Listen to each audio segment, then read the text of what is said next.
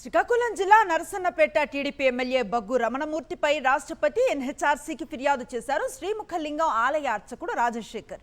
Bug రమణమూర్తితో తనకు ప్రాణహాని ఉందని ఫిర్యాదులో పేర్కొన్నాడు.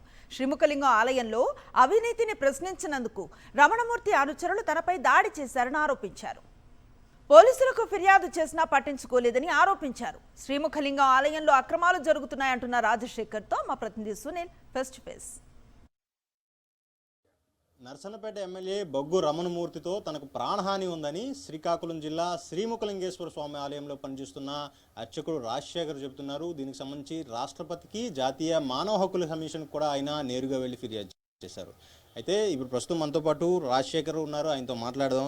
సార్, మీకు ఏదైతే ఎమ్మెల్యే నుంచి ఏమైనా బెదిరింపులు వచ్చాయా? అతని అనుచరుల నుంచి కానీ ఏమైనా బెదిరింపులు వచ్చాయా? ఆ స్థానిక ఎమ్మెల్యే అనుచరులు 8 మంది నుండి బెదిరింపు వచ్చింది.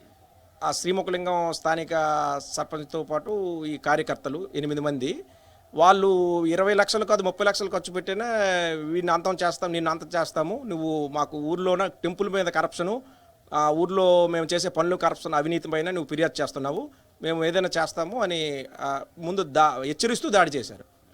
అంటే మీకు కరప్షన్ దేని గురించి మీరు ఫిర్యాదు చేశారు? అసలు మీ జరుగుతున్న అవినీతి ఏంటి? ఆలయంలో టెంపుల్ ఈవో బిఫోర్ దట్ ఇప్పుడు రిటైర్ అయ్యాడు. ఆ ఈవో ఏం చేశాడంటే ఆలయంలో అనాథరైజ్డ్ అసలు నిత్యాన్నదాన పథకం అనేది ఓన్లీ అరసవెల్లిలో శ్రీకూర్మంలో జరుగుతుంది. శ్రీముఖలింగంలో నిత్యాన్నదాన పథకం లేదు. కానీ ఈ ఈవో ఏం చేశాడంటే అనాథరైజ్డ్గా నిత్యాన్నదానం విరాళాలు సుమారు 1 కోటి రూపాయల వరకు కలెక్షన్ చేశారు.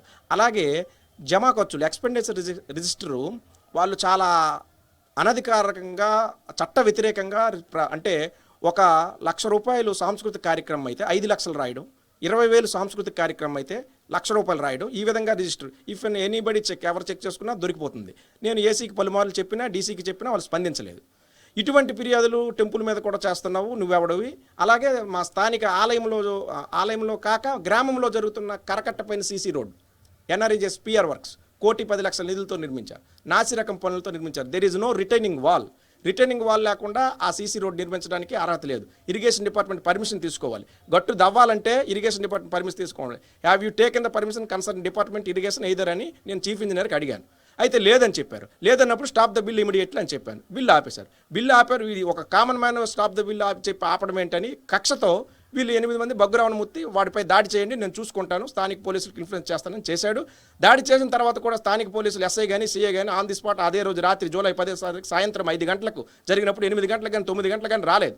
తదుపరి నేను రాత్రి 11 గంటలకి నర్సన్నపేట హాస్పిటల్ నుంచి ఎస్పీకి ఫోన్ చేస్తే తర్వాత రోజు 11వ తారీఖు 10 గంటలకి సిఐ వచ్చాడు. ఎంక్వైరీ ఏదో నామమాత్రంగా గట్టుపోయిన టెంపుల్ దగ్గర హాస్టల్లో అక్కడ నాకు అటాక్ జరిగిన బీసీ హాస్టల్ దగ్గర అటాక్ జరిగింది. వాకింగ్ చేసేటప్పుడు అక్కడ ప్లేసులు చూసి వెళ్ళిపోయి బిఎన్ఎస్ 115 సెక్షన్ పెట్టాడు. అటెంప్ట్ మర్డర్ జరిగేటప్పుడు దాడి జరిగిన సెక్షన్లు పెట్టకూడదు. మామూలు దాడి జరిగినప్పుడు పెట్టే సెక్షన్లు 2 పెట్టారు.